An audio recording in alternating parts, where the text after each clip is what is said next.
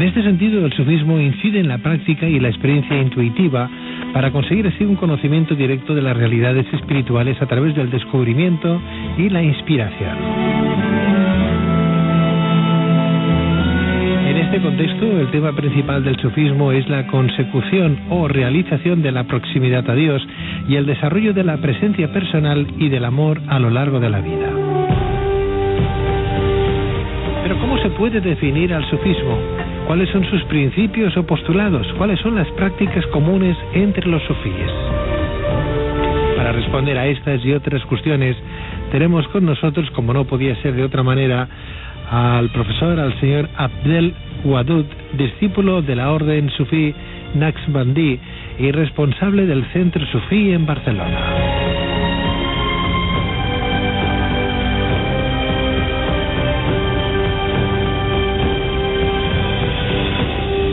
Señor Abdel Wadud, muy buenas noches.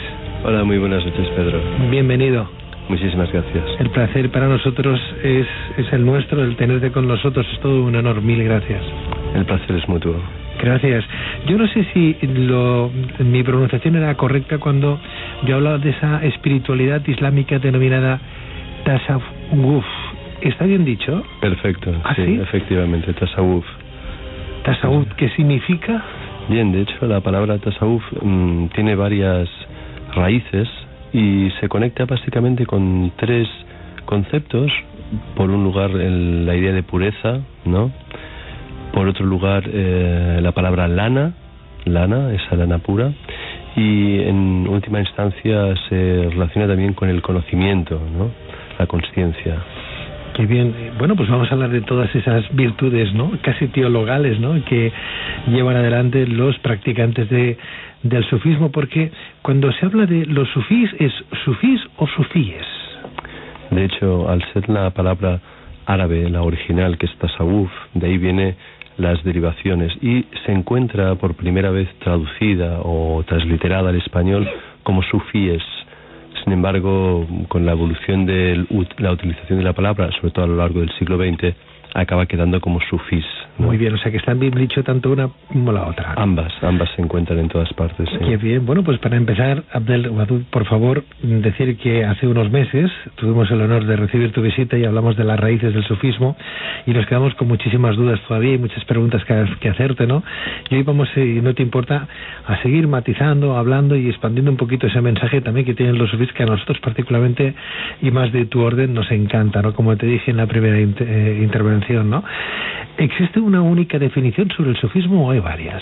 Bueno, de hecho, como puedes imaginar, Pedro, en realidad hay tantas definiciones como maestros, incluso seguramente como discípulos, ¿no? Es decir, infinitas, ¿no? Uh-huh. Sin embargo, podríamos recoger esa primera aproximación con la que empezabas ahora esta entrevista, y realmente el sufismo es en sí un camino que, si bien lo encontramos dentro del Islam, ¿no? Es un camino que no es nuevo, no es algo que aparece con el Islam, sino que es un camino que viene, podríamos decir, desde el primer profeta o desde el primer hombre incluso, y es un camino que responde realmente a esa necesidad que todo hombre tiene de estar en un estado de paz consigo mismo, y que ese estado de paz con uno mismo procura una cercanía con lo divino, ¿no? O con lo que a veces se llama sobrenatural, ¿no? Que comentabais antes y que es muy, muy interesante.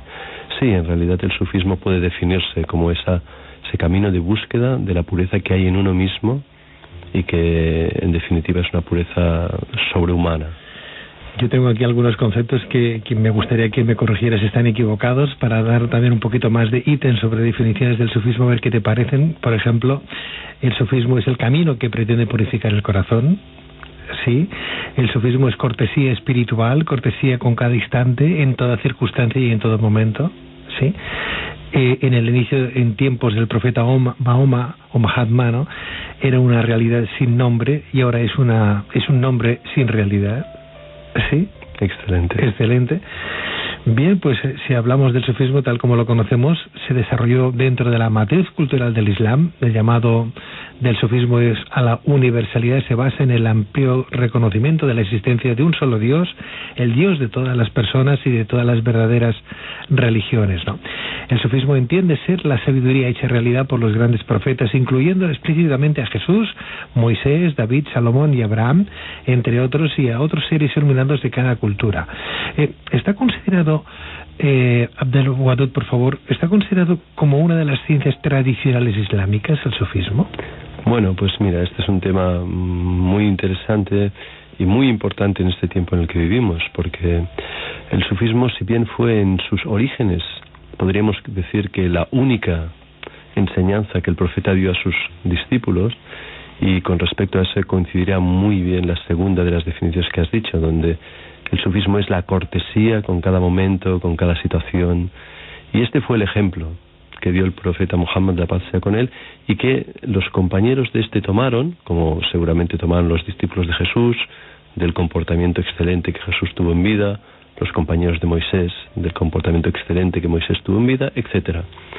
Y de ahí parte el Islam y el sufismo, pero con el avanzar del tiempo, sobre todo con el crecer del Islam, ¿no?, y convertirse de una religión de unos pocos místicos a convertirse en una gran religión de muchos imperios, pues ahí el sufismo va quedando poco a poco como una práctica de unos pocos, y empieza a tomar cada vez más fuerza el academicismo, empiezan a tomar más fuerzas escuelas que van surgiendo y que endoctrinan mucho, y que en cierto modo está muy bien porque empiezan a regular todos los aspectos de la vida, pero eso lleva también muchas veces el perder esa conexión con lo sencillo, ¿no? Uh-huh. Hoy en día, de hecho, no hay ninguna universidad islámica donde se estudie sufismo. Sí se estudia el tasawuf en paralelo con otras asignaturas o con otras disciplinas, pero no hay una asignatura que se diga tasawuf en las universidades islámicas, especialmente en las más renombradas, ¿no?, como Al-Azhar de Egipto o en Arabia Saudita. Incluso nos encontramos, y esto es especialmente desde este siglo, nos encontramos todo lo contrario, que las universidades islámicas prohibieron el sufismo, y incluso hubo una lucha tremenda desde las universidades islámicas en contra del sufismo. Esto ha tenido lugar sobre todo en el siglo XX, pero arranca incluso del siglo XIX y culmina seguramente, esperamos, ¿no?, con el final de muchas dictaduras, precisamente con la famosa primavera árabe, donde parece ser que el sufismo puede llegar a ser, si no una asignatura o una disciplina que se trate con profundidad, al menos sí que se vuelve a considerar en su, digamos, justa posición en el Islam. Claro, porque es lo que te iba a decir. ¿Cómo puede ser que se tenga como algo sincrético, ¿no?, como algo separado del Islam, ¿no? Tendría que estar ahí más cercano a la propia doctrina, a la propia fe, ¿no?, de Mohammed, ¿no? Tendría que estar ahí más.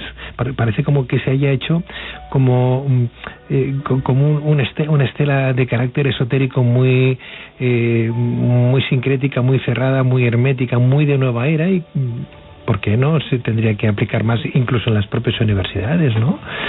No hay ningún mensaje erróneo ahí detrás. A lo mejor las dictaduras son las que no han querido que floreciera. Qué pena, ¿no? Sí, efectivamente. Como tú sabes, Pedro, muchas veces las dictaduras, en sus diversos modos de manifestarse, normalmente luchan contra aquello que tú tienes aquí puesto en el estudio, que me encanta leerlo, ¿no?, que la verdad os hará libres, ¿no? Efectivamente, el sufismo ha luchado, ¿no?, por liberar el alma de la prisión del ego, pero también de liberar el alma de las prisiones de los egos de los demás. Entonces encontramos que ya desde los primeros imperios, el persa, el mogol, el omeya, en el momento en que el poder, digamos, terrenal, ¿no?, empezaba a ser un poco excesivo y empezaban los abusos, los sufís no tuvieron ningún problema en denunciar esos abusos, ¿no?, porque no había miedo en esos corazones libres, ¿no? En ese momento empiezan las primeras persecuciones, que no es una persecución oficial, pero tenemos muchos santos sufís que han muerto por la persecución del poder, digamos, temporal. Y especialmente en el siglo pasado, las dictaduras en Irak, en Irán, en Turquía, en Túnez, en Egipto, en Argelia, han perseguido muy duramente las órdenes sufís por precisamente no callarse ante los abusos, ¿no? Y tenemos, bueno, algunos capítulos muy tristes, ¿no?, al respecto. Yo tengo algunos ítems de proverbios sufíes que me gustaría leer para todos nuestros oyentes, porque claro, hay cosas que nos acaban de entender, y más cuando hablamos de una orden como la orden sufí de Naqshbandí, que podemos leer en cualquier internet, en cualquier buscador, ¿no? Uno pone cuentos de Naqshbandí, por ejemplo, y te habla de aquella filosofía perenne, ¿no?, que esté ahí fija, ¿no?, que no ha caducado y que nunca caducará, porque son cosas tan elementales, ¿no?, de la propia razón, que a veces es una sin razón porque la mal utilizamos, ¿no?, que están ahí y no sabemos comprenderla, ¿no?, porque dicen que las cosas más naturales, las más las que parece que no tengan importancia, es que son las más comunes, son las vitales, y es verdad, son así, no las utilizamos, ¿no? Bueno, vamos a hablar de esos pequeños proverbios sufíes que decís: duerme con el recuerdo de la muerte y levántate con el pensamiento de que la vida es corta. Bueno, ¿quién puede estar en contra de esto? O aléjate del necio, porque no encontrarás en él las palabras sabias. El que vigila su boca conserva su vida, el que habla mucho se pierde. Una respuesta amable calma el enojo, una palabra hiriente hace aumentar la cólera. El que ahorra el castigo a su hijo no lo quiere, el que lo ama se dedica a enderezarlo, con un buen tutor. La altanería solamente acarrea líos, en los que se dejan aconsejar si haya la sabiduría. Bueno, pues son cosas muy propias, ¿no? Son casi elementales, ¿no? Efectivamente, Pedro, sí. Yo francamente no acabo de entender. Ojalá en las universidades dentro de poco se den estas prácticas y se explique que hay otras salidas, que no es un credo, que no es una fe, que no estoy hablando de teología ni crear un nuevo Dios, estoy hablando de seguir el mismo Dios que todos tenemos, dándole pues el valor que las palabras, el ego tiene, ¿no? También por otra parte, ¿no? El verbo, perdón, tiene, ¿no? Hablamos de las prácticas. Abdel, por favor, ¿cuáles son las prácticas comunes entre los sufíes?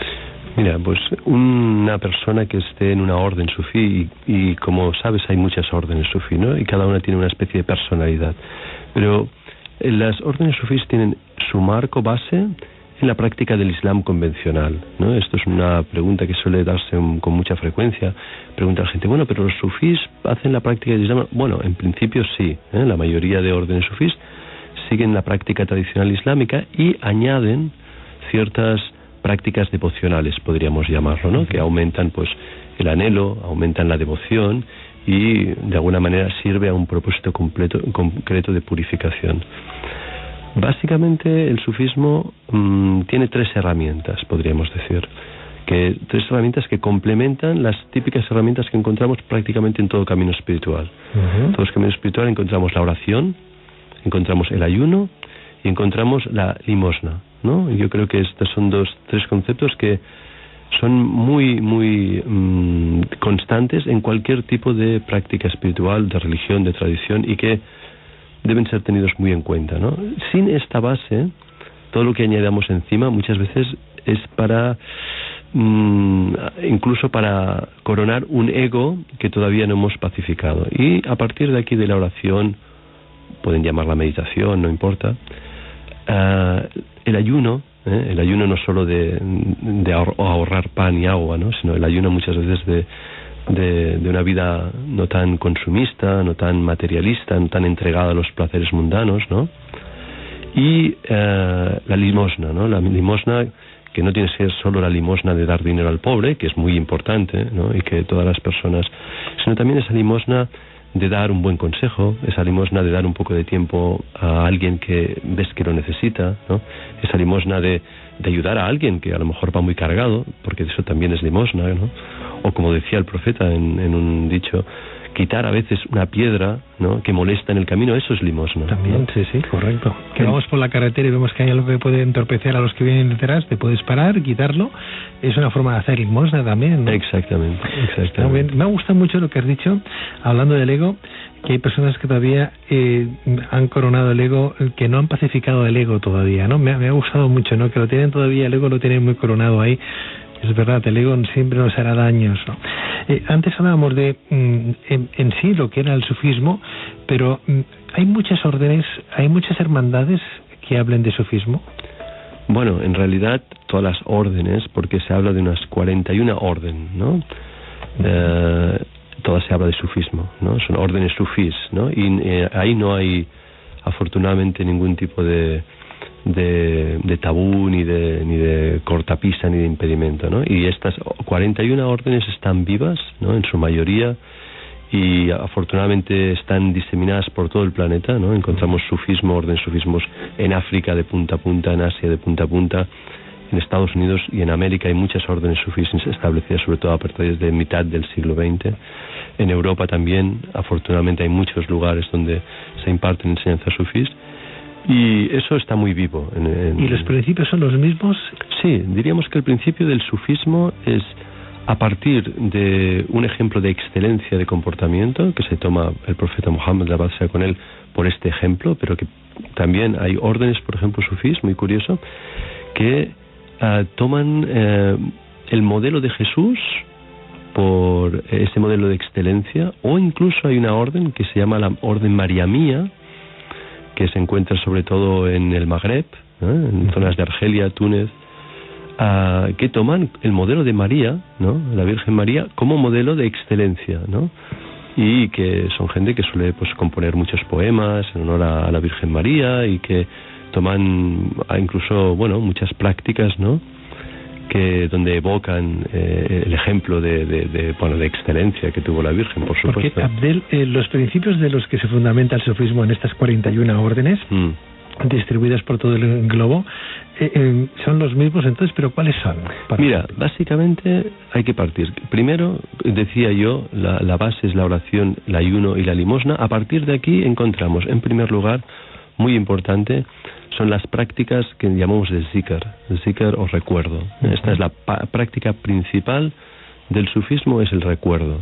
El recuerdo en muchas, digamos, modalidades, que podría empezar por la recitación del Corán, eso os recuerdo, la repetición de mantras o la jaculatoria del cristianismo. El zikr es eso también, repetición de nombres divinos, donde cada nombre divino tiene una propiedad y sirve para potenciar algo o contrarrestar algo de nuestro ego.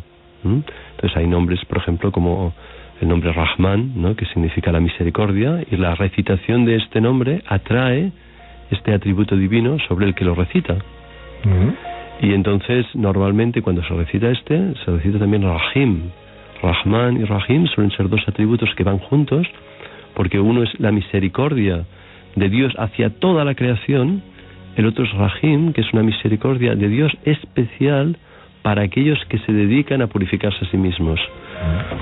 Es decir, existe una ciencia del zikr, una ciencia del recuerdo y de estas mantras, ¿no? Esta sería quizá la práctica central. A partir de ahí encontramos otras prácticas, como es el retiro, ¿no? Debe haber en todo discípulo sufí un momento en su vida en que tiene que estar preparado para retirarse en soledad. Este retiro puede durar entre 3 días y 40 días, raramente dura más de 40 días, pero en casos de maestros suele darse 2, 3, 5, 10 años, ¿no? Esto es un caso muy excepcional, pero estos retiros, que suelen ser de entre 3 días y 40 días, ayudan a que la persona se quede a solas con su ego. Y normalmente la manera, que es muy bonita, de empezar un retiro, es decir, oh Dios mío, ¿no? Normalmente soy una persona que causa tribulación en el mundo, ¿no? Me retiro del mundo para no causar tribulación en el mundo y poder conocerme a mí mismo, ¿no? De alguna manera es algo que seguramente todo humano debería hacer, ¿no? En algún momento de su vida, quedarse a solas un tiempo consigo mismo. Qué bonito el mensaje, Abdel, y qué lástima que los islamistas tan radicales no lleven en su pecho, en su corazón, estas palabras, sabias palabras, ¿no? Porque el mundo sería mucho más pacífico, y no solamente a los islamistas radicales, también a las otras confesiones que son extremistas, ¿no? Estamos hablando de que tenemos que tener algún tipo de credo interior, ¿no? Algún tipo de fe o de esperanza. Si no crees en algo exterior, al menos cree en tus propias potencialidades, ¿no? Si escuchándote a ti, por ejemplo, a una persona se le despierta algo, pues ese algo a lo mejor tiene nombre y apellidos, o soy yo mismo que me está diciendo mi yo interior, despierta, que estás haciendo cosas malas, o es alguien que te viene a lo mejor desde el cielo, ¿no? Hablas de Mahatma, la paz sea con él, ¿no? O hablas de Dios, o hablas de cualquier santo en un momento determinado, o de algún espíritu, si me aprietas un poquito más, ¿no? Por supuesto. ¿Por qué no? Tendríamos un poquito más de calidad y de paz en el mundo. Qué lástima, ¿no? Qué lástima. En tu orden, por ejemplo, ¿hay alguna particularidad principal de trabajo? Nuestra orden tiene, digamos que como característica principal la respiración, ¿no? En lo que se trabaja en la orden Naqshbandi, o por lo que se hizo famosa, es por la respiración, las técnicas de respiración. Existen en nuestra orden 8 principios, ¿no? Que son los que trabaja el discípulo a medida que va siendo... Y están todos alrededor de la idea de respirar, incluso las pausas que hay entre cada inhalación y expiración, cómo inhalar, cómo expirar, cómo buscar en la inspiración y la expiración el silencio y el recuerdo, ¿no?